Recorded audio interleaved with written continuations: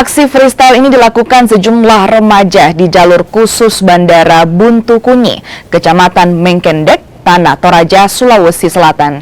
Video ini pun viral di media sosial. Meski aksi ini berbahaya dan viral di media sosial, namun penanganan kasus freestyle ini tak kunjung dilakukan.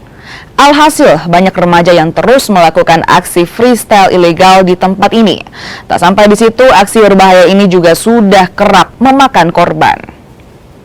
Kami sudah melaksanakan sosialisasi ke berbagai sekolah termasuk SMA, SMK, dan mengimbau kepada guru dan anak-anak murid di situ untuk menghindari kegiatan tersebut karena itu akan membahayakan diri mereka sendiri.